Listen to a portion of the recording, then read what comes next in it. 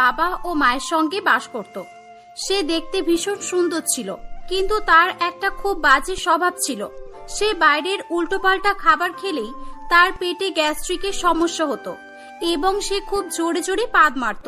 পাদ মারার সমস্যা নিয়ে তার বাবা মা সবসময় বিরক্ত হতো। এমনই একদিন সে তার বাবা মায়ের সঙ্গে বসে টিভি দেখছিল। তখন সে একটা অনেক জোরে পাদ মারে। কি গন্ধ রে বাবা! এই হারামজাদি মেয়ে, তোকে বলেছি না পাদ লাগলে বাইরে গিয়ে পেদে আসবি, আর না হলে নিজের রুমে গিয়ে দরজা বন্ধ করে পাদবি। নিজের পাদের গন্ধ নিজেই শুকবি, বুঝেছিস? তোর পাদের গন্ধ সহ্য করার মতো ক্ষমতা আমাদের নেই। আর কি করব বলো মা? আমি তো ভাবলাম যে আমি উঠে বাইরে যাব, কিন্তু ওঠার আগেই যে বেরিয়ে গেল, কন্ট্রোল করতে পারলাম না আমি। এই যা, আবার বেরিয়ে গেল। সরি মা, সরি। রুম ফ্রেশনারটা নিয়ে আয় শিগগিরই, যা যা, না হলে আমি দম আটকে মরে যাব। আরো লোকে পাদ মারে, কই অন্য কারোর পাদে এত গন্ধ হয় না তো? তোর পাদে এত গন্ধ হয় কেন বলতো? কই মা, আমার তো ঠিকই মনে হয়। দাঁড়াও, আমি রুম ফ্রেশনারটা নিয়ে আসি। গিন্নি, তোমার আর তোমার মেয়ের পাদের গন্ধ কিন্তু অনেকটাই সেম। সেটা কেউ না জানলেও আমি কিন্তু খুব ভালো করেই জানি। আমি পাদ কবে মারলাম যে তুমি গন্ধ পেলে? যত সব ফালতু কথা তোমার মুখে।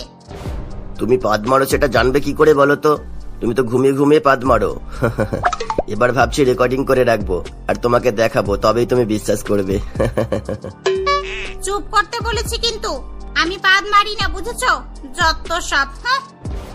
রিঙ্কির দুর্গন্ধময় পাদের জন্য তাদের প্রত্যেকদিন 2-3টে করে রুম ফ্রেশনার শেষ হয়ে যেত, কারণ সে অনেক বেশি পাদ মারত। রিঙ্কি মোহন নামে একটি ছেলেকে পছন্দ করত। একদিন সে মোহনকে ফোন করে বলে, মোহন চলো না, আজকে আমরা সিনেমা দেখতে যাই। আমার না খুব সিনেমা দেখতে যাওয়ার ইচ্ছে করছে। কি হলো বলো, যাবে কি না? হ্যাঁ হ্যাঁ, যাবো তো। তুমি বলবে আর আমি যাব না, তা হয় নাকি? কিন্তু রিঙ্কি, একটা রিকোয়েস্ট ছিল আমার। আজকে আমরা বাইরের খাবার কিচ্ছু খাবো না, তুমি তোমার নিজের হাতে রান্না করে নিয়ে আসবে, বুঝেছো? মানে মুভি দেখতে যাবো আর বাইরের খাবার খাবো না? তা কি করে হয়? আমি বুঝেছি তুমি আমাকে নিয়ে বাইরে যেতে চাও না। ঠিক আছে যাও, আমি যাব না তোমার সঙ্গে, আমি একাই যাব।